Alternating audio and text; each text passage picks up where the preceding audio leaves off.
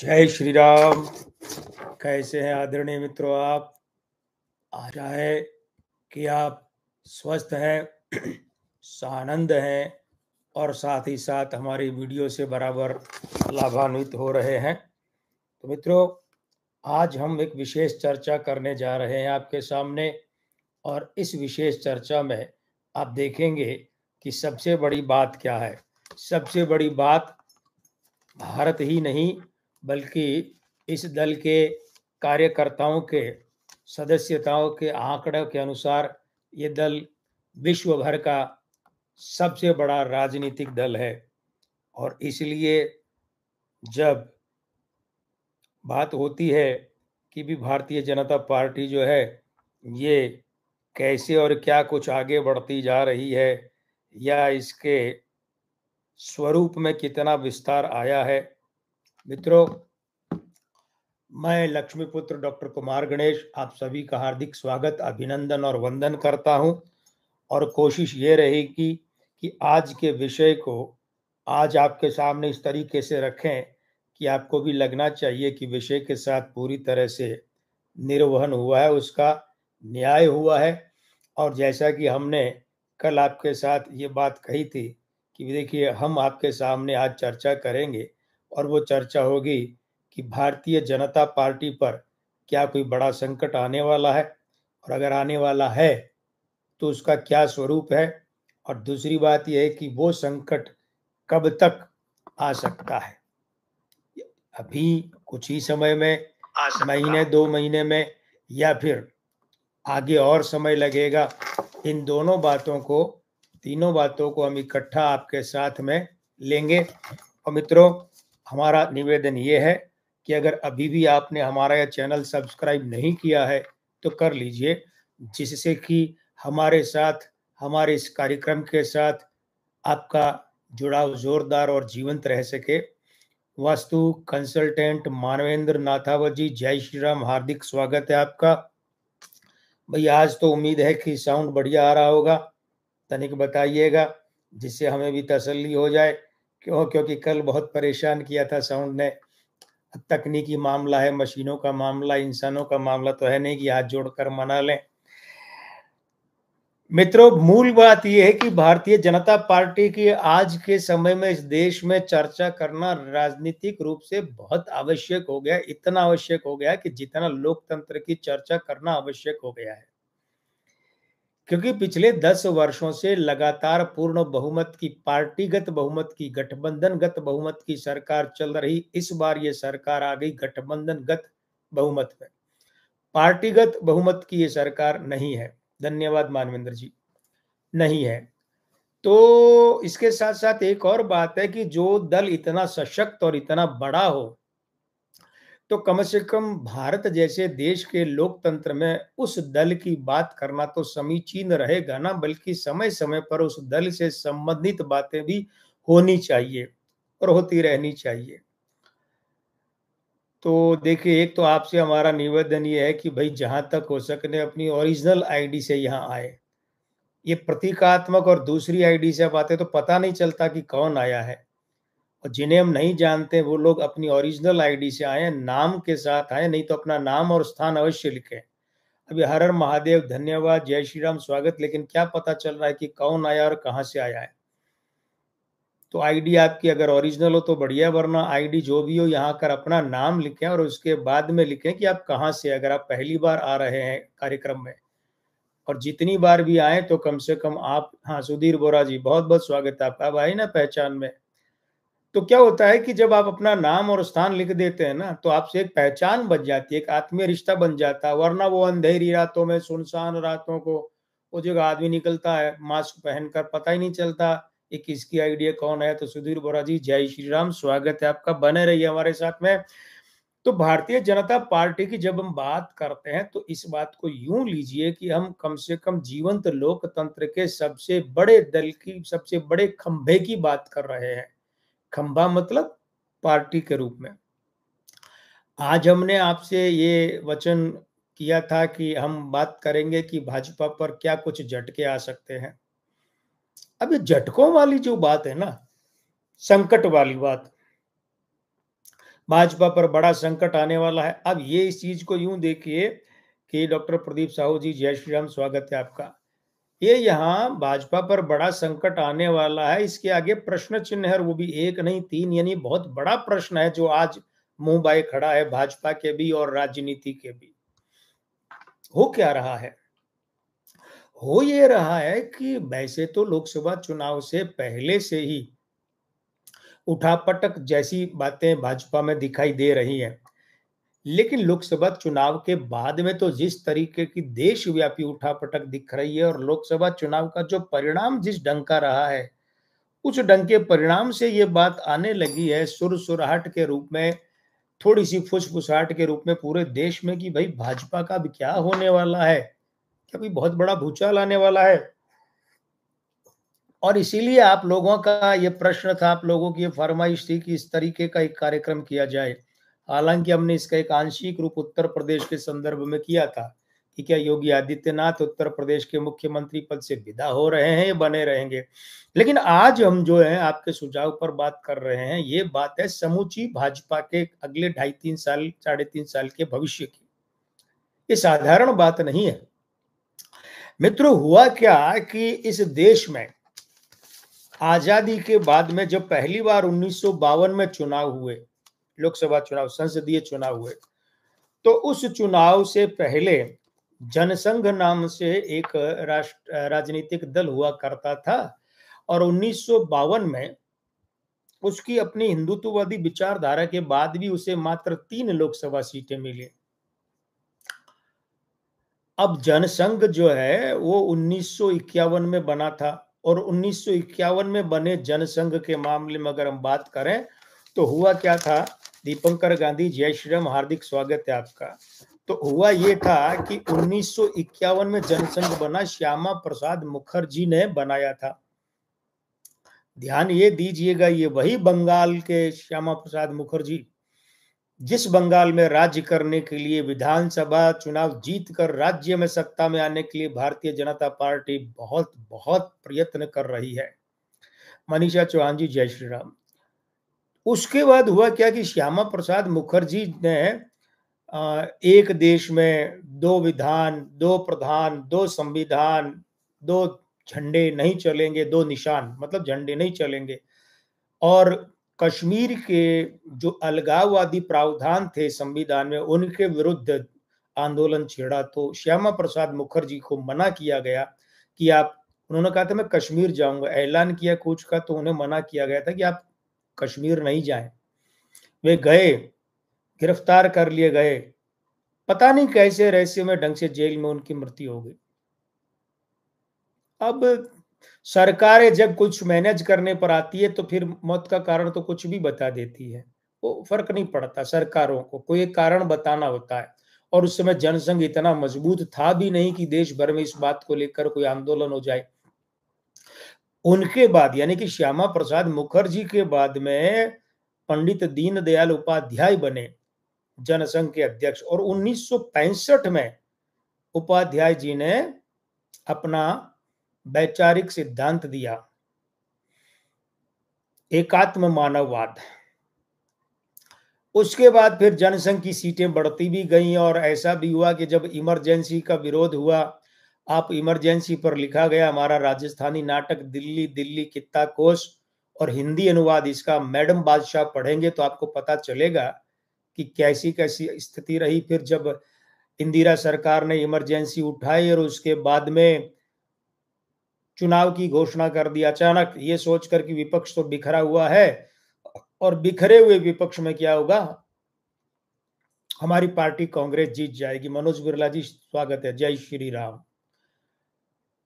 लेकिन हुआ ये कि 1900 लेकिन हुआ ये मित्रों की इंदिरा गांधी के अनुमान के विपरीत 1977 के चुनाव से पहले सारे विपक्षी दल एक हो गए और जनता पार्टी का गठन किया।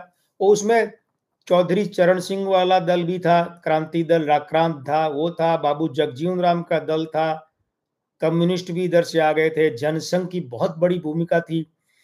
नानाजी देशमुख ने जो भूमिका निभाई वो तो अविस्मरणीय थी। और एक जनता पार्टी नाम से दल का गठन किया गया। दल की सरकार बनी। मोरारजी देसाई तमाम उठापटक करते हुए बाबू जगजीवन राम और चौधरी चरण सिंह की आपसी जो दुश्मनी या राजनीतिक विरोध है उसे देखते हुए वो मौके का फायदा मिला और मोरारजी भाई देसाई बन गए प्रधानमंत्री। उसके बाद थोड़ी सी सरकार चली, लेकिन चौधरी चरण सिंह को इधर चैन नहीं था क्योंकि उनके हिसाब से वे प्रधानमंत्री बनने थे।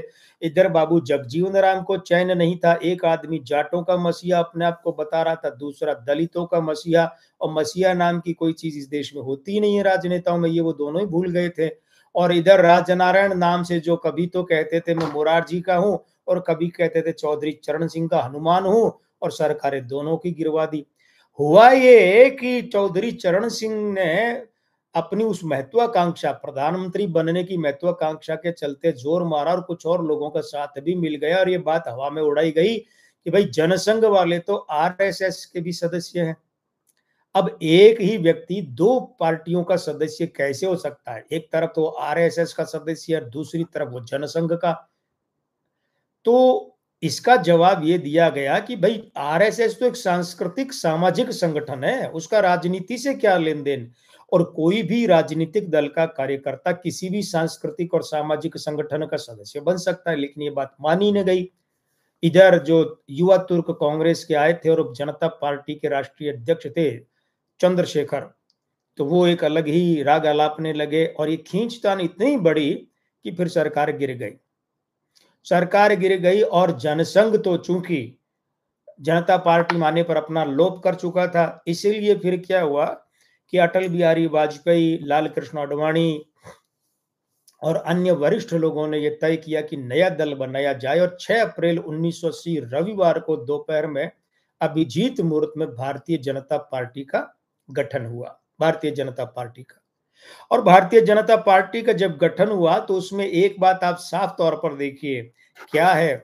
वैसे तो भारतीय जनता पार्टी के 6 अप्रैल 1980 का मूलांक हुआ, क्षमा कीजिएगा, मूलांक हुआ 6 और भाग्यांक 1, लेकिन इस पार्टी के गठन का दिन क्या है, ये हम ये तो नहीं कह रहे कि भाई ये अटल जी ने, आडवाणी जी ने और बड़े लोगों ने, सुंदर सिंह भंडारी थे, भैरव सिंह जी थे, इन लोगों ने पार्टी की स्थापना करते समय मुहूर्त वगैरह पंडितों से नहीं लिया या अच्छा मुहूर्त नहीं पूछा, हम ये तो नहीं कह रहे, क्योंकि सब समझदार लोग थे, धार्मिक आस्था वाले लोग थे।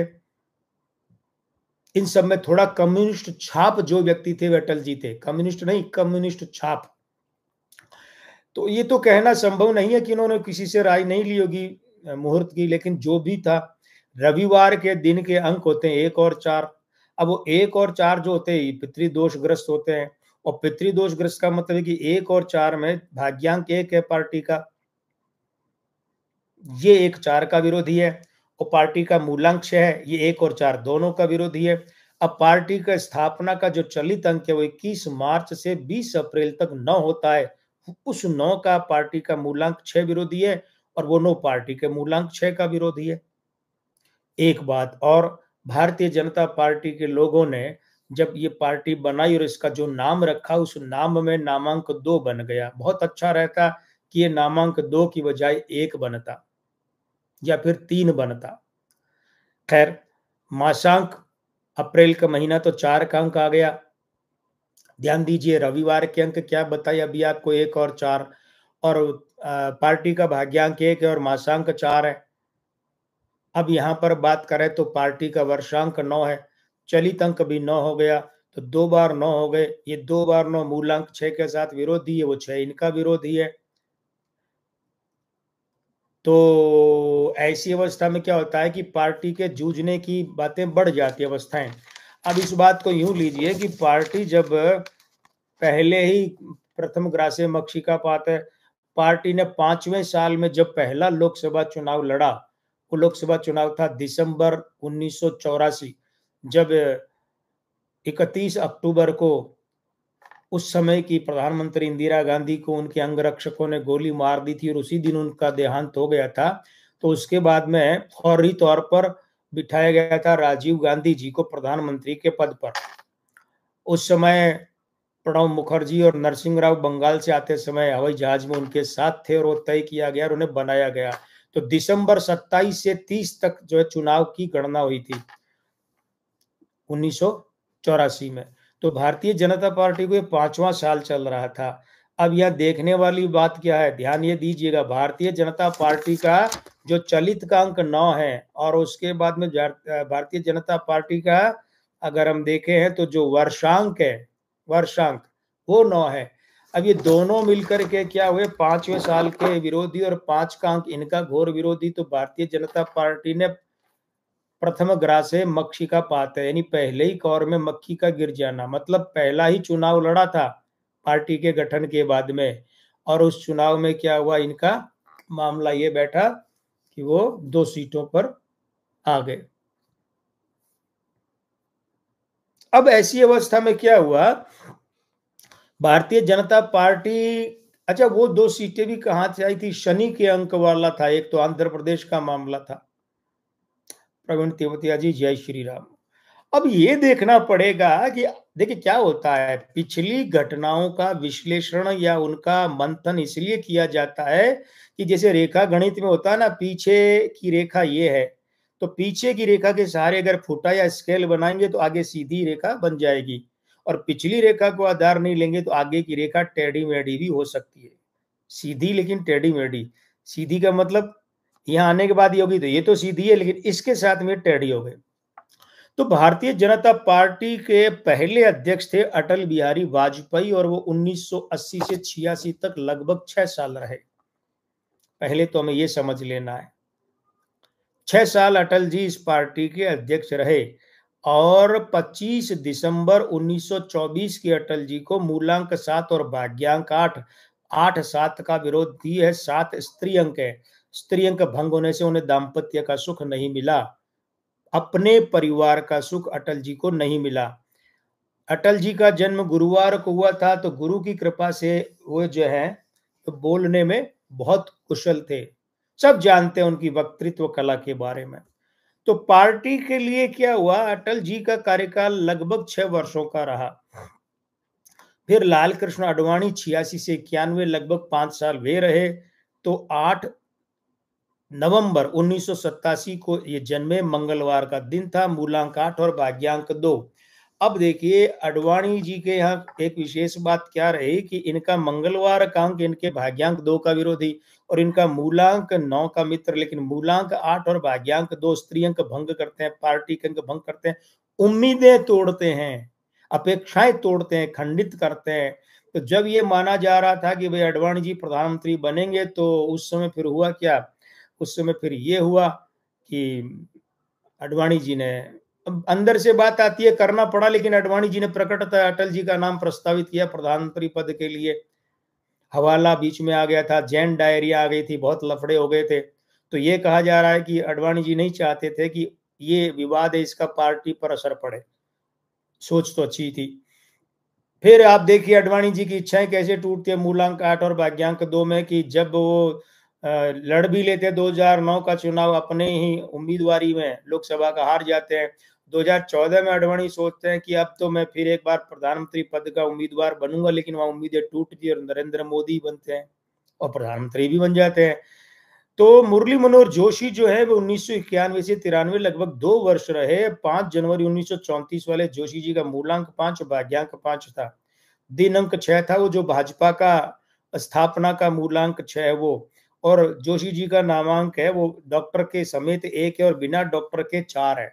अब ये 4 वही अंक है जो भारतीय जनता पार्टी के भाग्यांक 1 के साथ में उस पार्टी के जो स्थापना का दिन है रविवार, रविवार का दिन का अंक 1, वो दोनों के साथ में विरोध युति में बैठा है, दोनों 1 के साथ, 1 1, वो दोनों 4 के विरोधी है।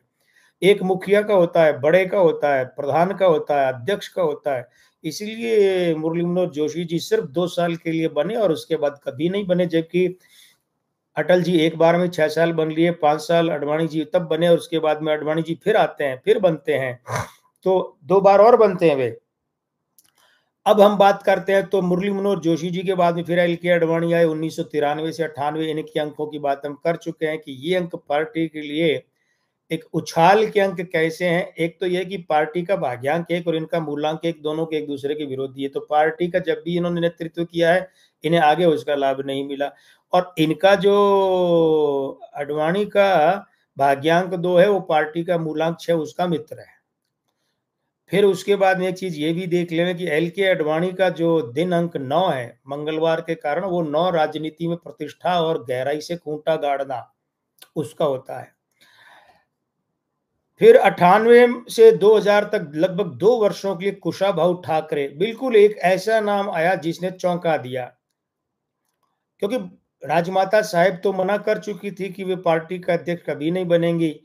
और एक और बात है, राजमाता विजया राजे जी जो हैं सिंधिया, उनके बारे में ये कहा जाता है कि जब उन्हें उप प्रधानमंत्री पद का भी ऑफर हुआ, उन्हें बड़े कैबिनेट मंत्री पद का भी ऑफर हुआ, तो उन्होंने मना कर दिया, क्योंकि उनके जो गुरुजी दतिया पीठ वाले, उनका ऐसा कहना था कि अगर आपने कोई पद स्वीकार किया तो आपकी संतान का राजयोग समाप्त हो जाएगा। उन्होंने ऐसा नहीं किया, तो संतान ने खूब राज किया। माधवराज सिंधिया ने भी किया, यशोधरा राजे जी ने किया, वसुंधरा जी तो खैर 3 बार मुख्यमंत्री, 3 में बनी, 13 में 2 बार मुख्यमंत्री बनी, 3 बार अशोक गहलोत, वसुंधरा जी 2 बार बनी थी। तो कुशाभाऊ ठाकरे 15 अगस्त 1922 वाले, मूलांक 6, भाग्यांक 1, दिनांक 9 और नामांक 5। अब आप कहेंगे, एक बार रुकिए, आपने बताया, यानी हमने बताया कि भाजपा का मूलांक 6 भाग्यांक 1 है, कुशाभाऊ ठाकरे का ठीक ठीक मूलांक 6 और भाग्यांक 1। तो फिर इन्होंने लगभग 2 साल क्यों, 10-12 साल की लंबी पारी क्यों नहीं खेली? आपने ध्यान नहीं दिया। इनके यहाँ पर क्या है, इनके यहाँ पर नामांक 5 है और 15 अगस्त का जन्म है। 15 अगस्त मतलब 21 जुलाई से 20 अगस्त में पितृअंक होते हैं 1 और 4। ये पितृअंक जब नामांक 5 के साथ मिलते हैं, अंक 5 के साथ, तो फैलाव लाते हैं, मतलब संगठन में फैलाव, यानी एक अच्छे संगठन करता। इसलिए कुशाभाऊ ठाकरे जो है वो अच्छे, बहुत अच्छे कुशल संगठक थे, संगठन करता थे। ये पद पर, अध्यक्ष पद पर रहकर उतने सफल नहीं हुए। और उसके बाद तो 2 नाम ऐसे आए, तीसरा तो इतना नहीं, लेकिन 2 नाम ऐसे आए जिन्होंने बिल्कुल चौंका दिया। दोनों दक्षिण भारत के थे, तेलंगाना से बंगारू लक्ष्मण, उस समय तेलंगाना नहीं हुआ करता था, वो आंध्र प्रदेश ही होता था। बंगारू लक्ष्मण 17 मार्च 1939, मूलांक 8, भाग्यांक 6, दिनांक 6, नामांक 3। ये जो भाग्यांक 6 और दिनांक 6 ने, ये 6 मूलांक 8 के साथ मिले तो भ्रष्ट कर दिए, शुक्र भ्रष्ट हो गया, और वो भी दोहरा। ये दोहरे भ्रष्ट शुक्र का मतलब है कि उनसे बताते हैं कि शायद $800 या $900 की रिश्वत लेते हुए कैमरे में स्टिंग ऑपरेशन में कैद हो गए, और रक्षा सौदों के बीच में दलाली का ऐसा कुछ मामला बताते हैं। वो स्टिंग ऑपरेशन हुआ और बंगारू लक्ष्मण को हटाना पड़ा, और बंगारू लक्ष्मण संभवतः 2012 में जो इन पर केस चला, उसका 2012 केस तो तभी चल गया, 2012 में इन्हें सजा मिली और 14 में इनका देहांत हो गया। ऐसा कुछ है इनके मामले में। तो वो जो शुक्र भ्रष्ट होने से भाजपा पर एक बदनामी का दाग लगा, तो उसके बाद में अगला नाम जो राष्ट्रीय अध्यक्ष पद ले, उसने और भी चौंका दिया। उसने ऐसे चौंका दिया कि वो था जेना कृष्णमूर्ति का। और जेना कृष्णमूर्ति जो है, ये तमिलनाडु से थे। ये आज जो लोग कह रहे हैं ना कि भाई तमिलनाडु का अध्यक्ष लाकर केंद्र में लाओ, जो अन्नामलाई थे, अन्नामलाई जब भी जो प्रदेश अध्यक्ष जो पुलिस सेवा से रिटायरमेंट लेकर आए ना, उनकी बात हो रही है। उन पर हम फिर कभी बात करेंगे, लेकिन फिलहाल हम इतनी ही बात करें कि जो लोग अब कह रहे हैं कि दक्षिण भारत से राष्ट्रीय अध्यक्ष लाओ या कैबिनेट में मंत्री लाओ, तमिलनाडु और केरल से और यहाँ से, तो तमिलनाडु से तो तभी आ गए थे जेना कृष्णमूर्ति, 2001 से 2002, लगभग 2 साल, 1.5-2 साल रहे ये, लगभग 2 साल। जेना कृष्णमूर्ति जो है 24 मई 1928 के थे, तो मूलांक 6 और भाग्यांक 4। अब 6-4 का विरोधी है, और ये अंक ठीक ठीक वैसे ही पड़ गए हैं कि जिस तरीके से जो है वो अंक कुशाभाऊ ठाकरे के थे। कुशाभाऊ ठाकरे के 6 और 1 था, इनके 6 और 4 है, तो 4 का अंक जो है वो 1 के साथ पितृअंक ही कहलाता है। 2 और 7 स्त्री अंक होते हैं, मातृअंक होते हैं, और 1 और 4 पुरुष अंक होते हैं, पितृअंक होते हैं। तो जेना कृष्णमूर्ति जो है, इनका दिनांक 3 था और नामांक 4 था। अब ये 4 यहाँ पर 2 हो गए, भाग्यांक में भी 4 हो गया और नामांक में भी 4 हो गया, और दिन का अंक 3 है, तो दोहरी गुरु चांडाल युति हो गई। और दोहरी गुरु चांडाल युति अच्छी है या बुरी है, उसके हिसाब से तय होता कि फल अच्छा मिलेगा कि बुरा। हेमंत बिदवी जी, जय श्री राम, स्वागत है। तो ये कौन निर्णय करेगा? ये निर्णय करेगा जेना कृष्णमूर्ति का मूलांक 6। वो 6 दोनों 4 का विरोधी है, 3 का विरोधी है, यानी 3 अंक है, तीनों के वो विरोधी है। ये बुरी पड़ी। फिर एम वेंकैया नायडू आए, वो 2002 से 2004 लगभग 2 साल वे रहे। मूलांक 1 और भाग्यांक 4 वो तो पितृदोष वाले अंकों के ही थे, तो इसलिए उस समय भी भारतीय जनता पार्टी को कोई बहुत लंबा चौड़ा फायदा नहीं हुआ, बल्कि तो 2004 में तो भारतीय जनता पार्टी चुनाव भी हार गई थी। तो अब इनके बाद में फिर से 2004-5 यहाँ लाल कृष्ण आडवाणी का पदार्पण होता है, फिर से तीसरी बार, और उनके अंकों की बात हम कर चुके हैं। अब हुआ यूं कि 2004 में जब एनडीए ने अपनी सरकार खो दी, तो उसके बाद में जब आडवाणी जी ने संभाला पद, और उसके बाद फिर वो गए उधर, पद संभाला 2004-5 में। तो आडवाणी जी जब पाकिस्तान यात्रा पर गए थे ना, तो आपको पता होगा कि इनका एक बयान वायरल हुआ था जिन्ना के बारे में। आडवाणी जी आधिकारिक यात्रा पर थे पाकिस्तान की, सत्तासीन होते हुए, तो वहां वो गए और बयान इतना था कि भगवान जाने क्या कहा उन्होंने, लेकिन जो भी कहा मीडिया में आया कि इन्होंने जिन्ना की तारीफ की, जिन्ना को महान बताया, और ये वो पता नहीं क्या क्या, वो बयान तूल पकड़ गया। और भारतीय जनता पार्टी के काडर के नेताओं के दबाव में, बताते हैं कि आरएसएस का भी दबाव था, उस दबाव में इन्हें त्याग पत्र देना पड़ा और इनकी विदाई होगी पद से। अब यहाँ पर आकस्मिकता राजनाथ सिंह को मिलती है। राजनाथ सिंह 13 फरवरी 1950 मूल मनाते हुए 10 जुलाई को है, वो एक अलग बात है। मूलांक 4 भाग्यांक 3 प्रति गुरु चांडाल युति, इसलिए जब जब भी पार्टी में किसी के साथ कोई दुर्घटना हुई है, राजनाथ सिंह को उसका फायदा पहुंचा। अब यहाँ दुर्घटना किसके साथ हुई? एल के आडवाणी जी के साथ। आडवाणी जी को आकस्मिक रूप से त्याग पत्र देना पड़ा, तो तुरंत किसको फायदा मिला? राजनाथ सिंह जी को, इन्हें राष्ट्रीय अध्यक्ष बनाया गया। इनके बाद ये 2005 से 9 तक रहे। इनके बाद में 19 दिसंबर 2009 को झारखंड चुनाव हारने के बाद की बात है, नितिन गडकरी उस समय सबसे कम उम्र के थे, और सबसे कम उम्र का मतलब ये होगा कि उनको 52 साल हुए थे, 53वां चल ही रहा था, वे राष्ट्रीय अध्यक्ष बने। हमें तारीख भी याद है, 19 दिसंबर 2009 को। अब नितिन गडकरी के अंक देखिए, मूलांक 9, भाग्यांक 9, दिनांक 27, नामांक 3 और मूलांक भाग्यांक 9 बड़े प्रबल मित्र अंक हैं, बड़े। लेकिन गड़बड़ कहाँ हो गया कि दिनांक 27, ये दिनांक 27 है ना, 3 के साथ तो अच्छी मित्रता युति बनाते, लेकिन 9 इनके साथ में विरोधी युति बनाता है। और 2 और 7 का अगर विरोधी न होता, तो ऐसे व्यक्ति के विरुद्ध परिवार से, पार्टी से, दल से, गठबंधन से, साथियों से ही षड्यंत्र होता है, वही ले डूबते हैं।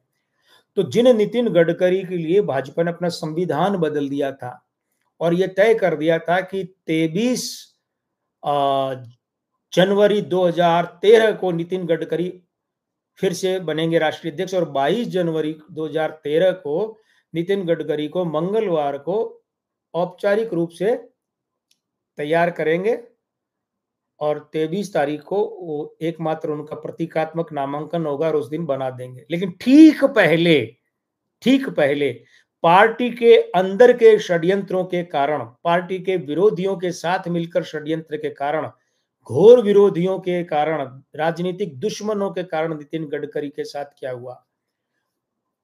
एक दिन पहले, दोबारा राष्ट्रीय अध्यक्ष बनने के एक दिन पहले, 22 जुलाई को शाम 4, 4:30, पौने 5 बजे, यानी 4-5 बजे के बीच में उनका त्याग पत्र हो जाता है। और ये एक दुर्घटना थी नितिन गडकरी के साथ। यहाँ पे लाभ फिर राजनाथ सिंह को मिलता है, फिर वे बनते हैं, और उनके बाद में अमित शाह बनते हैं। राजनाथ सिंह के नेतृत्व में भाजपा जीतती है 10 साल बाद 2014, और हम 4 सितंबर 2013 को राजनाथ सिंह जी को ये कह चुके कि आपको ये श्रेय मिलेगा कि आपके नेतृत्व में भाजपा एनडीए की सरकार आ रही है, मिला। उसके बाद अमित शाह बने 22 अक्टूबर 1964 को, मूलांक 4, भाग्यांक 7, राहु केतु साथ में बैठे। अमित शाह के अंकों के लिए हम बात कर चुके हैं, योगी जी और अमित शाह जी वाले जो अंक थे उसमें हम बात डिटेल में कर लिया। और जेपी नड्डा है, वो 2 दिसंबर 1960 वाले हैं, तो ये 2020 में बने, अब तक चल रहे हैं।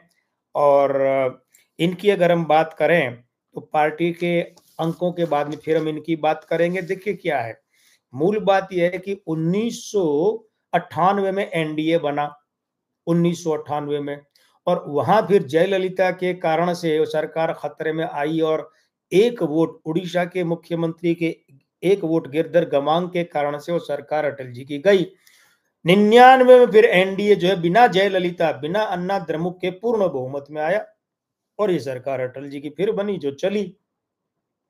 अब हुआ क्या? हुआ ये कि भारतीय जनता पार्टी के लिए हमेशा के लिए एक चीज ध्यान रखी जानी चाहिए। देखिए 2004, अब आप कहेंगे गुरुजी ये तो 6 का अंक बना और पार्टी का मूलांक 6 है, तो फिर 2004 में भाजपा हार कैसे गई? मूलांक का अंक है और हार गई। आप जब कभी भी ऐसी बात सोचे ना तो हमेशा महाभारत का वो एक टुकड़ा उद्धरण याद रखिए। क्या? अश्वत्थामा हतो। सिर्फ इतना सुनने से समझने से पार नहीं पड़ेगी। अगर सिर्फ इतना सुनेंगे समझेंगे ना मित्रों तो क्या होगा? तो होगा ये कि आप अर्थ का अनर्थ कर बैठेंगे। होना ये चाहिए कि आप पूरी बात सुने। अश्वत्थामा हतो नरो वा कुंजरो। अश्वत्थामा मारा गया, ये पता नहीं कि मनुष्य मरा या हाथी मरा। अगर आधा समझेंगे तो द्रोणाचार्य वाली हालत हो जाएगी। याद कर लीजिए क्या हुआ। द्रोणाचार्य ने सुना अश्वत्थामा हाथों और शांत होकर हथियार फेंक कर समाधि लगाकर बैठ गए। धृष्टद्युम्न ने उनका सिर धड़ से अलग कर दिया, जान से हाथ धो बैठे। देखिए क्या है, 2004 का जो भाजपा का है वो 6 का अंक है, बात सही है। लेकिन 2004 के 6 के साथ में ये भी तो देखिए कि 2 और 4 चंद्रमा राहु पीड़ित हो गया भाई। दल का अंक खराब हो गया। 2 दल का अंक है, पार्टी का अंक है, गठबंधन का अंक है, सरकार का अंक है। सरकार यानी पार्टी की सरकार, गठबंधन की सरकार। और 4 राहु से लग गया तो राहु ने 2 को खराब कर दिया ना, भ्रष्ट कर दिया। तो फिर ऐसे वो कैसे जीतते? प्रश्न ही नहीं उठता जीतने का। और उसके बाद भी चुना क्या गया? जब चुना गया अप्रैल मई का समय, जबकि भारतीय जनता पार्टी के उस दशक के यानी कि 2009 तक के दशक के जो अंक है वो क्या थे? वो थे मई से जून की प्रधानता वाले। तो वो जो 2 चुनाव हुए 2004 और 9, अब आप याद कर लीजिए 2009 में भी चुनाव कब हुए थे? मध्य अप्रैल से मध्य मई, 20 मई से पहले परिणाम आ गए थे और वही समय खराब था। और 21 मई से आगे का समय। हमने 2019 के समय में कई जगह व्याख्यान दिए और कई जगह लिखा भी कि अगर भारतीय जनता पार्टी जो भी ये तिथि चुनाव वगैरह है इसको ध्यान में रखे, क्या कि 20 मई तक अगर चुनाव परिणाम आते हैं 2019 में तो भाजपा की सीटें कम होंगी और 20 मई से बाद में आते हैं तो बढ़ेंगी।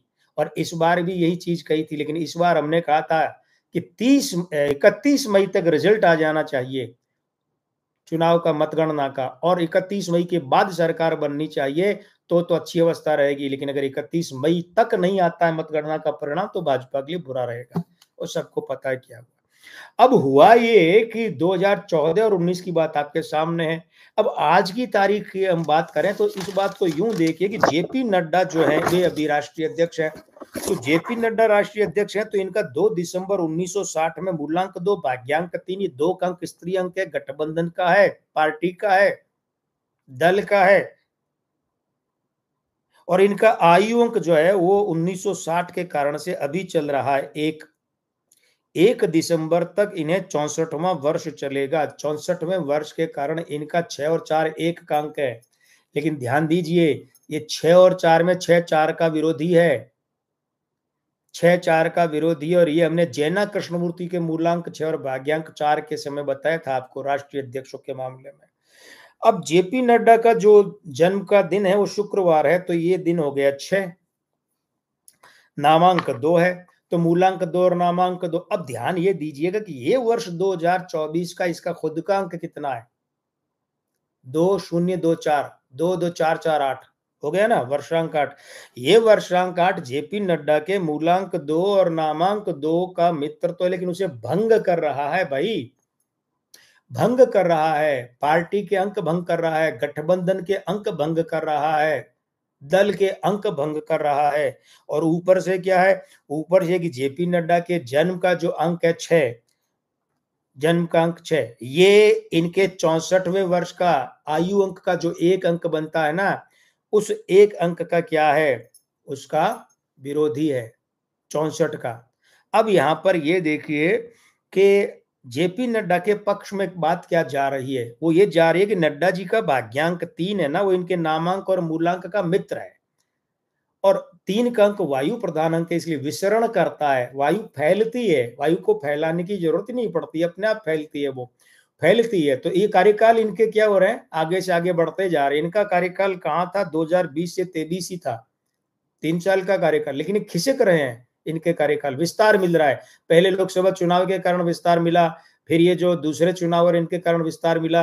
अब हो सकता है कि महाराष्ट्र हरियाणा में लोकसभा ये विधानसभा चुनाव होंगे, हो सकता है उनके झारखंड में होंगे नवंबर में, तो हो सकता है उनके लिए ये विस्तार मिल जाए, मिल भी जाए तो कोई अचंभा नहीं है। ये अंक 3 है, लेकिन हो क्या रहा है। अच्छा एक और है, जेपी नड्डा का जन्म हुआ है 21 नवंबर से 20 दिसंबर के बीच में, तो मासांक भी 3 है, चलित का अंक भी 3 है, तो बृहस्पति अच्छा है। इसलिए आला कमान, लोकसभा चुनाव का परिणाम चाहे कुछ भी रहा हो, लेकिन आला कमान जो है इनके ऊपर का आला कमान, वो कमोबेश इनसे संतुष्ट है। और ऐसा नहीं कि तुरंत पद खाली करो, चलाइए आप, ये 2-4 चुनाव लड़वाइए। तो ये बात जा रही है। अब बात तो ठीक है, लेकिन 2 दिसंबर तक, 2 दिसंबर इनका जन्म, अगला जन्मदिन है, वहां से इन्हें आरंभ होगा 65वां वर्ष। 65वां वर्ष क्या है, 6 और 5 11 2। तो अब एक क्या है, 65वां वर्ष इन्हें दिला रहा है राजयोग, 65वां दिलवा रहा है 66वां, यानी कि 2025-26 में ये केंद्र सरकार में मंत्री बन सकते हैं। भाई फिलहाल पावर का क्या है, राज्यपाल का योग इनके है नहीं, राज्य योग को हम कहते हैं मनोनयन योग। राज्य, राज्यसभा, राज्यपाल, ये मनोनयन, एक तरह का मनोनयन ही है। राज्यसभा में भी जब तय होता है कि इतने वोट मिलने हैं, ये बनने, इतनी सीटें हमारी आनी है, तो मोटे तौर पर। तो इसीलिए जेपी नड्डा का 2 दिसंबर से लेकर अगले 2 साल का जो समय है वो है कैसा, वो राजयोग का है। अब राजयोग, ये राष्ट्रीय अध्यक्ष रहते तो राजयोग, ये तो पार्टी का राजयोग है, अध्यक्ष का कहाँ राजयोग है। इसका मतलब ये है कि जेपी नड्डा जो है वो 1 दिसंबर तक इनका पद छूट सकता है, ये राष्ट्रीय अध्यक्ष के पद से हट सकते हैं। अब हमने ये कहा, जब 8 मार्च को वीडियो डाले थे नए साल वाले, भारतीय जनता पार्टी जेपी नड्डा का वीडियो, वो भी आप देखिए, हमारे 8 मार्च 2024 के, वो देखिए, उसमें आपको मिलेगा। भाजपा को ये है कि राष्ट्रीय अध्यक्ष को समस्या रह सकती है, भाजपा के ये है, हाँ ये बात कही है हमने कि राष्ट्रीय अध्यक्ष जो है नेतृत्व, पार्टी का नेतृत्व कौन होता है, राष्ट्रीय अध्यक्ष। राष्ट्रीय स्तर पर वो नेतृत्व जो है उसे बड़ी समस्या हो सकती है, और पार्टी के चुनावी विजय को लेकर वो बड़ी असहजता हो सकती है। तो भाजपा को पूर्ण बहुमत नहीं मिला, तो राष्ट्रीय अध्यक्ष नड्डा जी के लिए तो असहजता हो गई ना। तो दूसरी बात क्या है कि नड्डा जी का इधर पद छूटने के योग है, और उधर भाजपा के राष्ट्रीय अध्यक्ष का पद खाली होने के योग है। इसका मतलब है कि कुछ दिन भले ऊपर नीचे हो जाए, लेकिन जेपी नड्डा के पद छूटने का समय जल्दी आ रहा है। हाँ मगर ध्यान रखिएगा, हमने क्या कहा है, इनका भाग्यांक 3 है, इनका जन्म के महीने का अंक 3 है, इनके जन्म का चलित अंक 3 है। इन तीनों के कारण से इनकी राजनीति समाप्त नहीं होने जा रही है। ये एक दूसरे पद को, बड़े सत्ता वाले पद को, कैबिनेट मंत्री से कम तो क्या होंगे, पहले भी नहीं थे, तो ये बड़ा ऐसा पद लेने जा रहे हैं जहां इनका पावर किसी दूसरे रूप में बना रहेगा सरकार में, संगठन से भले ही निकले, सत्ता में रहेंगे। दूसरी बात क्या है कि वो भाजपा के भी ऐसा योग है और जेपी नड्डा के भी योग है कि ये अपने पद त्याग से पहले पहले ही संगठन में बड़ी उलटफेर करेंगे, बड़ा परिवर्तन या उल्लेखनीय परिवर्तन कर सकते हैं। और पलटकर हम कहें तो भाजपा के भी ये योग है, क्या योग है कि भारतीय जनता पार्टी जो है इसके नेतृत्व में परिवर्तन हो सकता है, संगठन में उल्लेखनीय या बड़ा परिवर्तन संभव है। और एक बात जिस पर ध्यान दिया जाना है, चूंकि जेपी नड्डा के स्त्रीअंक है, मूलांक 2 है, और उसके बाद इनका जो है वो नामांक भी 2 है, और भारतीय जनता पार्टी का ये जो अभी वर्ष चल रहा है, ध्यान दीजिए, ये 45वां वर्ष चल रहा है। 45 का मूलांक कितना बनता है, 45 में 4 और 5, 4 और 5 9, ये 9 भारतीय जनता पार्टी के स्त्री अंकों के विरुद्ध है, स्त्री अंक, और जेपी नड्डा के तो विरुद्ध है ही। तो इसीलिए जेपी नड्डा अगर 1 दिसंबर तक या उसके थोड़ा आगे तक भी अध्यक्ष रहते हैं, तो ऐसी अवस्था में ये इनके लिए और इनकी पार्टी भाजपा के लिए अच्छा नहीं होगा। कैसे कैसे, ये देखिए, फिर देखिए, ध्यान दीजिए, भाजपा का अपना आयु अंक 45 में से 9 बन गया ना 9। अब ये जो 9 है भाजपा का, ये ध्यान दीजिएगा, ये जेपी नड्डा जो कि राष्ट्रीय अध्यक्ष है, अगर नड्डा जी यहाँ राष्ट्रीय अध्यक्ष नहीं होते तो हम इनकी बात ऐसे नहीं करते, किसी और का जो अध्यक्ष होता उसकी बात करते। तो वो दो इनका मूलांक और नामांक उसका विरोधी है।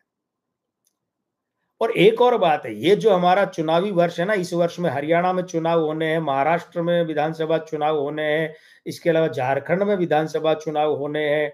तो एक है गया पूर्व का, एक है गया दक्षिण का, और एक है गया आपका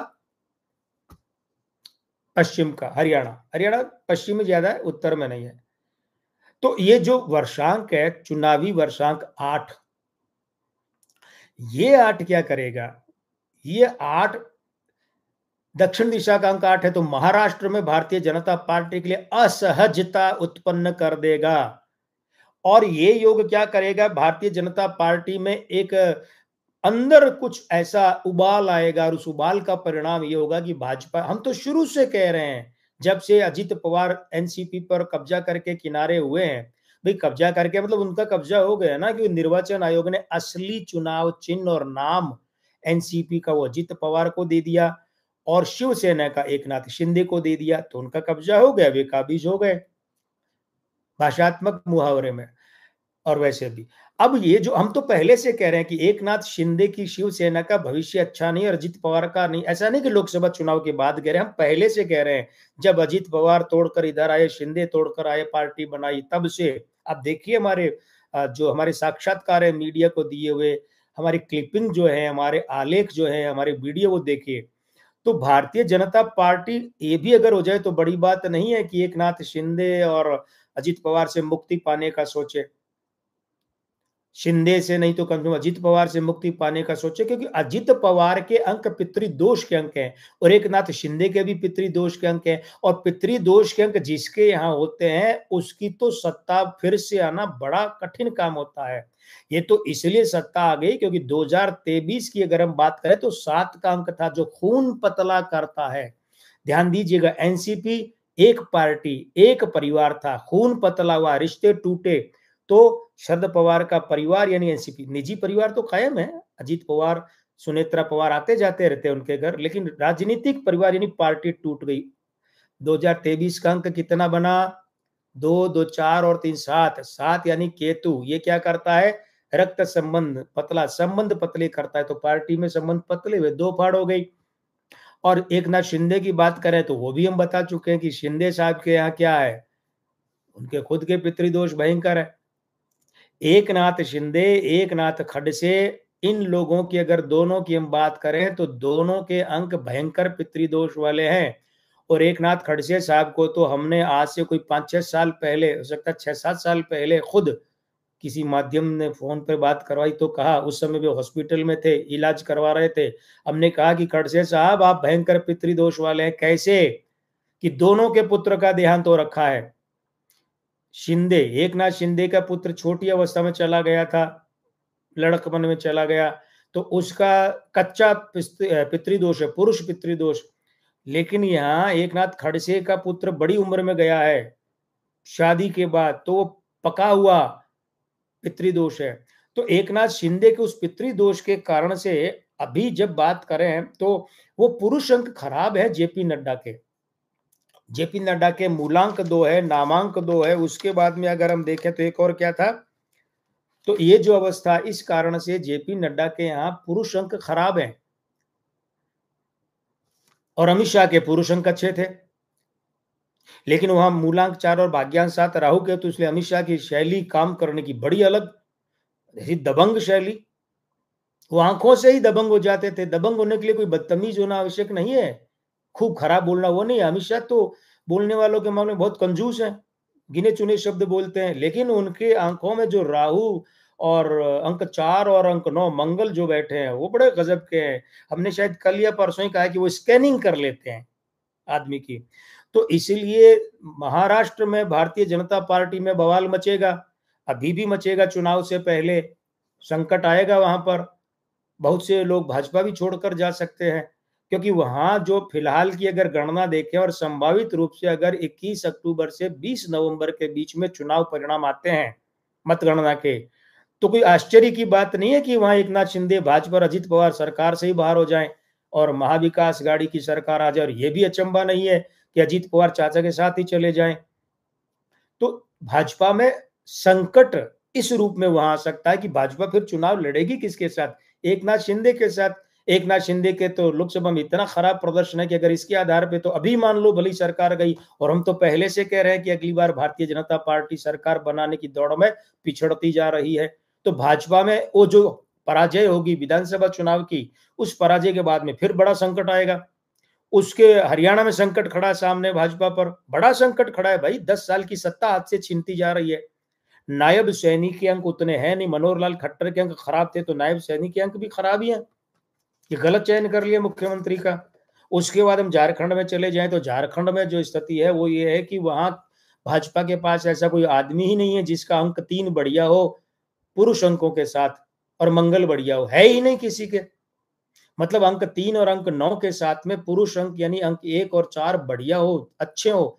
भाजपा के पास ऐसा कोई नेता ही नहीं। रघुवर दास को बनाया 5 साल, पूरे प्रदेश में भाजपा का सफाया हो गया। अगले चुनाव में 19 में, 14 में बनाया, 19 में सरकार गई, उन्हें राज्यपाल बनाकर बाहर भेजना पड़ा क्योंकि उनके दलगत अंक स्त्री अंक इतने खराब हैं कि वो पार्टी के अंदर टूट की नौबत आ गई भाई। सरयू राय कितने वरिष्ठ मंत्री भाजपाई वो बागी लड़े, रघुवर दास को हरा दिया और आज भी वो निर्दलीय है। बाबूलाल मरांडी के अंक ऐसे नहीं, और फिर वे 70 से 79 वाले अंक 7 के दौर में गुजर रहे हैं, तो अंक 7 उनका अच्छा नहीं है, इसलिए उनके दांव लगाना मतलब भाजपा को घाटा है। अर्जुन मुंडा के बारे में हमने 2009 में भविष्यवाणी की थी। इंडिया न्यूज चैनल वालों की इसी नाम से एक मैगजीन निकलती थी। हमने कहा था कि अर्जुन मुंडा जो है ये कभी भी कार्यकाल पूरा नहीं कर पाएंगे। कौन बचता है? अब जो छोटे मोटे नेता बचे हैं किसी में ऐसा नहीं है। तो भाजपा में ये बड़ा संकट आने वाला है। भाजपा पर कौन सा? झारखंड में बड़ा संकट आने वाला है।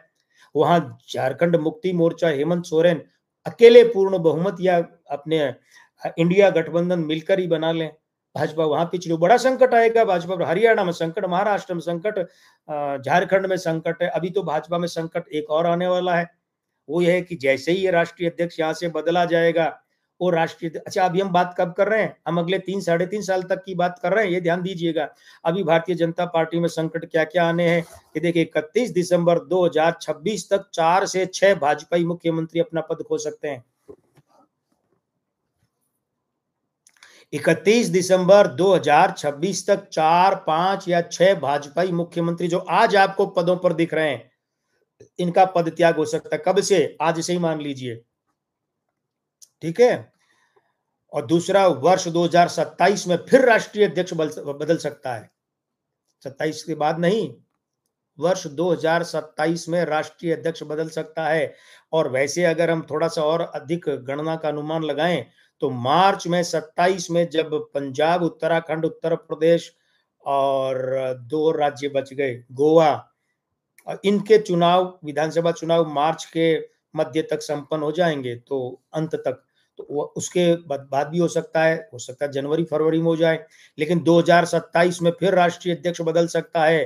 और दूसरे पश्चिमी और दक्षिणी राज्यों में सरकार और संगठन संबंधी बड़ी उठापटक हो सकती है। इन राज्यों में प्रदेशाध्यक्ष या कोई बड़ा आदमी जो है त्याग पत्र दे सकता है। हो सकता है इन राज्यों से जो केंद्र में मंत्री हैं उन्हें हटा दिया जाए, भाजपा के उन मंत्रियों को हटा दिया जाए, घर बिठा दिया जाए। ये भी भाजपा पर बड़ा संकट आएगा क्योंकि उससे असंतोष पैदा होगा। संगठन में 2025 के उत्तरार्ध से लेकर जुलाई 2025 से लेकर अगले जो 2 साल है यानी कि जून 2027 तक के बीच में भाजपा में राष्ट्रीय स्तर पर संगठन में, पार्टी में बड़े बड़े असंतोष के स्वर उभर सकते हैं। उसके अलावा पूर्वोत्तर में सरकार या गठबंधन संबंधी बड़ी विपरीतता संभव है। मेघालय में भाजपा पर संकट आ सकता है बड़ा, कि जो एनपीपी के साथ मिलकर सरकार चला रहे हैं वो गठबंधन हो सकता है टूट जाए। इसके अलावा मेघालय के अलावा जो सप्त भगिनी है, 6 और 7 बहनों में से 6 बहनें और है, मतलब 7 राज्य है ना, सप्त भगिनी प्रदेश माने जाते हैं। असम के अलावा ये छोटे छोटे राज्य जो हैं, मणिपुर, मेघालय, त्रिपुरा, सिक्किम, अरुणाचल प्रदेश, मिजोरम, और कौन बच गया? मेघालय, है ना, नागालैंड, ये 7। तो इनमें क्या हो सकता है? या तो जहां जहां भाजपा सरकार में है वहां वो सरकार से बाहर हो सकती है। यहाँ संगठन में बड़ा संकट आ सकता है, संगठन का बड़ा नेता छोड़कर भी जा सकता है और उठापटक भी भाजपा को करनी पड़ सकती है। तो अब आप देखिए महाराष्ट्र, हरियाणा, झारखंड और उसके बाद में हम जैसे कह रहे हैं अगले 3-3.5 साल की बात कर रहे हैं, तो उसमें बिहार, पंजाब, पश्चिम बंगाल, उत्तराखंड, तमिलनाडु, केरल, जम्मू कश्मीर, कितने राज्य हो गए। यहाँ सब में भाजपा पर बड़ा संकट आने वाला है। दिल्ली फरवरी मार्च 25 में, बिहार नवंबर 25 में, पंजाब 27 में, पश्चिम बंगाल 26 में, उत्तराखंड 27 में, तमिलनाडु 26 में, केरल 26 में, जम्मू कश्मीर तो अभी भी सुना है कि अगले साल 25 में या इस साल सर्दियों में तो शायद नहीं करवाएंगे क्योंकि वहां मौसम विपरीत है।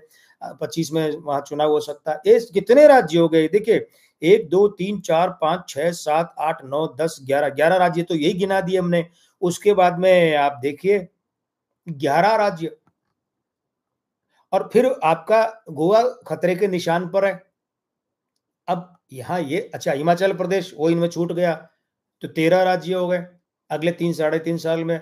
और इन सब से छोड़िए, भारतीय जनता पार्टी पर एक बहुत बड़ा संकट हमारी गणना के अनुसार आने वाला है। हम उस संकट के बारे में अपने कई वीडियो में कह चुके हैं। कैसी रहेगी मोदी 3.0 सरकार, उसमें कहा है 3 जून को लोकसभा चुनाव की मतगणना के परिणाम आने से एक दिन पहले हमने कहा है, हमारा जन्मदिन का विशेष कार्यक्रम था, ये भी कहा है, वो आज फिर कह रहे हैं, ये कह रहे हैं। और ये बाद में चुनाव, ये 9 जून को जब मोदी सरकार बन गई उसके बाद के 5-7 दिन बाद का एक वीडियो है, कितनी चलेगी मोदी सरकार, उसमें भी। तो भारतीय जनता पार्टी पर एक बहुत बड़ा संकट टूटने वाला आने वाला है हमारी गणना के अनुसार, कि जुलाई अगस्त 2025 से लेकर अगस्त सितंबर 27 तक के बीच में भारतीय जनता पार्टी हो सकता है कि उसे अपना प्रधानमंत्री का चेहरा दूसरा चुनना पड़े। कोई आकस्मिकता, कोई राजनीतिक घटनाक्रम, कोई संवैधानिक घटनाक्रम, कोई व्यक्ति की किसी की इच्छा हो कि भाई चलिए अब मुझे पद पर नहीं रहना है, या फिर और कोई आकस्मिकता हो, लेकिन जो भी हो बात परिवर्तन की है। तो उस बीच में भारतीय जनता पार्टी को प्रधानमंत्री के रूप में अपना नया चेहरा लाना होगा। कुछ मित्रों का ये सुझाव आ रहा है कि फिर ऐसे देखिए गुरुजी, ये भी तो हो सकता है कि मोदी जी ये कह दें भाई हो गया अब इतना, अब मैं पद छोड़ रहा हूं। हाँ, ये भी हो सकता है। हमने कहा ना, ये व्यक्ति की इच्छा, किसी व्यक्ति की इच्छा, ये भी हो सकता है। संवैधानिक कारण हो सकता है, लोकतांत्रिक कारण हो सकता है, कोई और आकस्मिकता हो सकती है, कुछ भी हो सकता है। लेकिन बात हम परिणाम की कर रहे हैं, कारण की नहीं कर रहे। परिणाम ये होगा कि भारतीय जनता पार्टी को नया प्रधानमंत्री चुनना पड़ेगा। क्या ये बहुत बड़ा संकट नहीं है? मोदी जी कितना अच्छा काम कर रहे हैं भाई, पिछले 10 साल से कर रहे हैं। अगले 2-2.5 साल बाद जब किसी कारण से उनका पद छूटेगा, किसी भी कारण से उनका पद छूटेगा, तो बहुत लोगों को स्वीकार नहीं होगा कि यार मोदी जी रहते तो अच्छा होता। और क्योंकि उनका ऐसा धाकड़ अंदाज देश विदेश में, तो वो भारतीय जनता पार्टी पर कुल मिलाकर बड़ा संकट तो होगा ना। तो इसीलिए ये चीज है। और उसके बाद में अब देखिए, ये हम ये नहीं करें कि 13 राज्यों में भाजपा हार ही जाएगी। कुछ एक में जब ऐसा लग रहा है आज की गणना से कि हारेगी, और कुछ एक में जब मतगणना की दिनांक आएगी तब सभी राज्यों में और सटीकता से अनुमान लगा पाएंगे, गणना कर पाएंगे। अब ध्यान ये दीजिएगा मित्रों कि हम जब बात ये कर रहे हैं कि भारतीय जनता पार्टी पर बड़ा संकट, तो आप सोचिए जम्मू कश्मीर से लेकर हिमाचल, अब गिनते रहिए आप, जम्मू कश्मीर में विपरीतता, हिमाचल में विपरीतता, हरियाणा में विपरीतता, पंजाब में विपरीतता। 2028 में नहीं गिन रहे हम, बाहर रखा है उसे, वरना राजस्थान में भी विपरीतता, मध्य प्रदेश, छत्तीसगढ़ विपरीतता, पर वो हम, हाँ 3-3.5 साल में 2028 भी आ रहा है, बिल्कुल आ रहा है। अभी चला 2024 नहीं, 28 नहीं आएगा। तो अभी हम ये बेल्ट छोड़ देते हैं, राजस्थान, मध्य प्रदेश, छत्तीसगढ़, ये भी छोड़ देते हैं। अब हरियाणा, पंजाब, उसके बाद गुजरात में मुख्यमंत्री भी बदल जाएगा इन 3-3.5 साल की अवधि में, बदल जाएंगे। ये भूपेंद्र पटेल वो नहीं रहेंगे। उसके बाद महाराष्ट्र की हमने बात कर ली है। फिर कर्नाटक में अगली बार भाजपा के लिए क्या रहेगा वो तब देखेंगे। अभी वहां भाजपा के लिए कोई बड़ी विपरीतता नहीं होनी है येदियुरप्पा के अलावा, ठीक है। और उसके बाद हम देखें, केरल भाजपा से विपरीतता है, गया। तेलंगाना भाजपा से गया, आंध्र भाजपा से गया, भाजपा से, एनडीए की बात नहीं कर रहे, भाजपा से। तमिलनाडु भाजपा का गया, इधर ओडिशा वो उस समय भाजपा का देखेंगे, वो बाद की बात है, हम 27 तक की बात कर रहे हैं अभी, है ना। तो उसके बाद आप इधर आएंगे, बंगाल 26 में भाजपा का नहीं होगा, असम अभी, हाँ असम वो आएगा, उसमें देखेंगे असम की संभावना तब देखी जाएगी, और सिक्किम भाजपा के हाथ से गया। अब यहाँ पर आपका कौन बचा, और उत्तराखंड खतरे में है, उत्तर प्रदेश योगी बाबा रहे तो हम कहेंगे कि एडवांटेज टू भाजपा, और अगर योगी बाबा उस समय मुख्यमंत्री पद पर नहीं रहे तो आप अभी नोट कर रखिए कि पीछे जो 2-4 लोग हैं, केशव मौर्य है, ब्रजेश पाठक है, मनोज सिन्हा है, या एक आध और भी कोई होगा, उसका नाम भी देखेंगे, तो इनके अंक इतने मजबूत नहीं है कि भाजपा को ला सकें। तो अब आप ये बताइए, उसमें हम झारखंड की बात कर चुके, उसमें बिहार की बात कर चुके, कि बिहार में इस बार तेजस्वी का जलवा दिख जाए तो अचंबा नहीं है कि वो सत्ता में बैठ जाए। ये अभी इतनी सारी बातें अगले 3.5 साल में, तो आप खुद ही बताइए क्या भाजपा पर बड़ा संकट आने वाला नहीं है। और एक और है, यही 3-3.5 साल भाजपा के संगठन के पुनर्गठन के होंगे। पुनर्गठन से भी ज्यादा हम यह शब्द काम लेंगे, पुनर्जन्म। इन 3-3.5 साल का मतलब है कि दिसंबर 27 तक की अवधि में भारतीय जनता पार्टी का एक नवीनीकरण हो जाएगा, एक नया रूप, नया कलेवर, नए लोग जो हैं उनके हाथों में नेतृत्व होगा। जो पहले राष्ट्रीय अध्यक्ष कभी नहीं बने, पहली बार बनेंगे, जो पहले प्रधानमंत्री कभी नहीं बने, पहली बार बनेंगे, जो राष्ट्रीय संगठन महामंत्री बने लेकिन अध्यक्ष नहीं बने, वो भी बन सकते हैं अब राष्ट्रीय संगठन महामंत्री, और बढ़िया मजबूत लोग आ सकते हैं, ये भी ध्यान रखिएगा। और बढ़िया मजबूत, हमने ये नहीं कहा है बढ़िया मजबूत, इसका मतलब ये था अभी वाले खराब है, नहीं, और बढ़िया और मजबूत, ये ध्यान दीजिएगा। तो ये सारी चीजें जो हैं अब भाजपा पर होंगी। तो भाई जब जैसे एक वो विज्ञापन आता है था, अब तो नहीं आता, असरानी बल्ब खरीदने जाते हैं, कंपनी का नाम हम नहीं लेंगे, बेकार में प्रचार हो जाएगा, हमें रॉयल्टी थोड़ी मिलती है। तो वो दुकानदार के पास जाते हैं कि ये दे दो, 2 दे दो, 3 दे दो, 5 10 दे दो, इतने सारे, बोले सारे घर के बदल डालूंगा। तो इन अगले 3.5 सालों में भारतीय जनता पार्टी में आमूल चूल परिवर्तन, और इन 3-3.5 साल में अभी तो कई मेंढक कूद कूद कर भाजपा छोड़ छोड़ कर भागेंगे, जो आज भाजपा में बड़े बड़े पदों पर बैठे हैं, दूसरे दलों से आए हैं, संगठन में बड़े बड़े पदों पर बैठे हैं, सरकार में बड़े बड़े पदों पर बैठे हैं, उनके नाम अभी गिनवाने पर आ गए तो एक कार्यक्रम अभी 1 घंटे का हो रहा है, 3-4 घंटे का हो जाएगा, हमारे पास तो खूब आंकड़े हैं, जानकारी है। इसलिए संकेत में कह रहे हैं, जो भाजपा के बाहर से भाजपा में, दूसरे दलों से भाजपा में आए और संगठन में, सत्ता में, इधर उधर अच्छे अच्छे पदों पर बैठे हैं, वो सब मेंढक, अधिकांश मेंढक, मेंढक मुहावरा है जो फुदक फुदक कर जाता है ना। तो वो जो अधिकांश मेंढक की तरह कूद कूद कर भाजपा छोड़कर निकल चुके होंगे, तो क्या ये भाजपा पर बड़ा संकट नहीं है। भाजपा ने पिछले 10-12 साल में पराये घोड़ों पर खूब दांव लगाया है, इधर उधर से आए हुए लाए हुए पर खूब दांव लगाया है, अधिकांश मेंढक ये कूद कूद कर चले जाएंगे, बहुत बड़ा संकट होगा भाजपा पर। इसलिए जब हम कह रहे हैं कि भाजपा पर बड़ा संकट आने वाला है, तो हमने बैनर में, शीर्षक में प्रश्नवाचक चिन्ह लिखे हैं, लेकिन प्रश्नवाचक चिन्ह की आवश्यकता ही नहीं है, ये सीधा सपाट बयान है कि आने वाला है, और किस तरह से आने वाला है। हमने राज्यों के चुनाव से लेकर, वहां की सरकारों से लेकर, राष्ट्रीय अध्यक्ष से लेकर, सत्ता का स्वरूप, संगठन, प्रधानमंत्री, सबकी बातें कर ली है, पूरे देश का नक्शा आपको घुमा दिया और बता दिया कि अब बताइए कि क्या बचता है जिसे लेकर भाजपा कहे कि नहीं हम खुश हैं।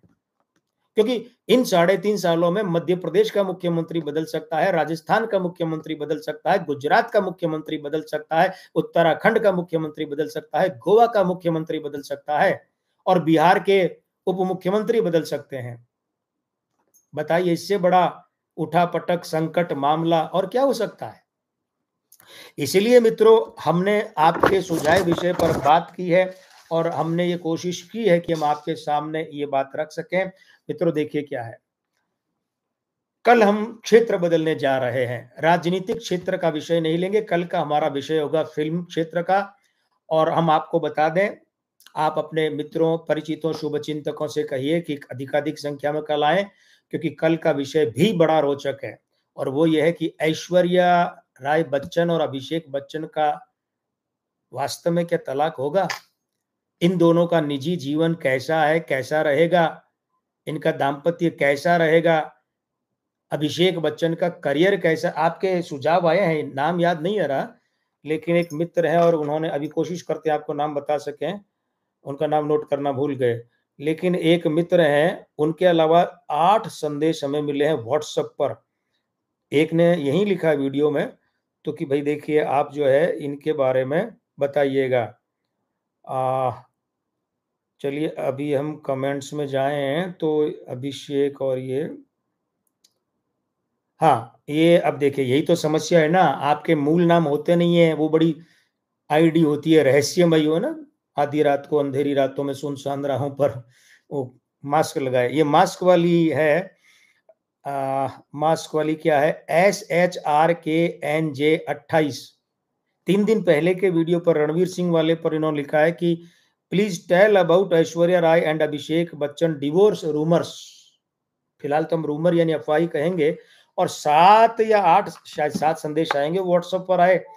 एक बंधु ने सीधे कॉल ही लगा दिया, बोले इनका बताइए, उन्हें बड़ी चिंता हो रही है, लेकिन कोई बात नहीं, आपका सुझाव हमारे यहाँ है, बहुत जगह यहाँ पर और भी सुझाव आएंगे, यहाँ रखेंगे। तो कल का हमारा विषय रहेगा अभिषेक और ऐश्वर्या का क्या तलाक होगा, क्या इनकी अफवाहें सच हैं और इनका करियर क्या है, ठीक है ना। तो और एक हम आपसे कह देते हैं कि भाई जो भी आप कमेंट करें, टिप्पणी करें, वीडियो पर करें, लाइव में करें, अगर आपकी स्पष्ट आईडी है तब तो ठीक है, और ऐसी रहस्यमयी आईडी है तो कम से कम अपना नाम अवश्य लिखेंगे, मेरा असली नाम ये है और मैं यहाँ से हूँ। हमें खुशी होती है कि हम अनजान आदमी की बजाय जाने पहचाने या परिचित हो जाने वाले जुड़ रहे हैं, वरना अनजान आप कुछ चेहरा ढका हुआ हमारे घर के सामने से दिन में 10 बार निकले और हमें फोन करे, यार आपने पहचाना नहीं, मैं 10 बार आया था, अब कैसे पहचाने भाई, मुंह तो ढका हुआ था तुम्हारा। और वही खुले मुंह से जाए और राम राम करता जाए तो हम उसको 2 दिन बाद ही पहचान लेंगे, अरे वही आदमी है। तो खैर मन की खुशी है, मन की खुशी के लिए आप भी कीजिए, हम भी करते हैं, और याद दिला देते हैं ना कि अगर अभी भी आपने हमारा चैनल सब्सक्राइब नहीं किया है तो कर लीजिएगा, और साथ ही साथ में एक कमेंट आप सभी लिखिएगा एक विषय के बारे में कि आज का जो ये साउंड है, ये साउंड पिछले 2-4 वीडियो से कैसा है, अच्छा है, ठीक है, बराबर है, खराब है, क्या है, अच्छा है पिछले 3-4 दिन 5 दिन की वीडियो से, या उसके बराबर है या उससे खराब है, ये जरूर आप थोड़ा लिखिएगा, उससे क्या होगा कि हम आगे इसे जारी रख पाएंगे। तो दूसरी बात ये है कि याद है ना आपको, हर महीने के अंतिम रविवार को हम आपके प्रश्नों के निशुल्क जवाब देंगे, और इस बार का जो मनीषा जी ने लिखा है कि बहुत अच्छा है, चलिए धन्यवाद, और भी आप लिखिए, आप अपना अपना अनुभव लिखिए, हो सकता है सबको भिन्न भिन्न अनुभव हो। और दूसरी बात यह है कि आपको याद है ना, इस महीने का जुलाई का आखिरी अंतिम रविवार कौन सी तारीख को, 28वीं तारीख को, तो 28वीं तारीख यानी 28 जुलाई को आप यहाँ आइएगा, अपने मित्रों को, शुभ चिंतकों को प्रेरित कीजिएगा कि वे अपना प्रश्न लिखें और हम उनके प्रश्न का जवाब देंगे, निशुल्क मार्गदर्शन देंगे। लेकिन थोड़ा ये ध्यान रखिएगा प्रश्न एक ही हो, अपने बारे में, अपने माता पिता के बारे में, 15 साल से छोटे बच्चों के बारे में, वो भी भतीजा भतीजी, पुत्र पुत्री, भांजा भांजी भी हो सकते हैं, वो कोई समस्या नहीं है, बच्चे ये भी आपके अपने हैं, और पति पत्नी आपस में एक दूसरे के लिए पूछ सकते हैं, लेकिन अगर वे खुद आके पूछे तो ज्यादा अच्छा होगा। हाँ, लेकिन इनके अलावा और किसी के बारे में पूछना आपको नहीं है, उन्हें कहिए खुद पूछें, ध्यान रखिएगा। तो आज के विषय को अब बस यही समेटते हैं। हेमंत जी का भी, संजय सिंह जी का, प्रदीप जी, डॉक्टर साहब का मिला कि अच्छा है, चलिए बढ़िया है, साउंड आज का अच्छा, इसी साउंड को बरकरार रखेंगे। तो मित्रों अब आपसे अनुमति चाहेंगे, मैं लक्ष्मीपुत्र डॉक्टर कुमार गणेश अब आपसे अनुमति चाहता हूं। आज बस इतना ही।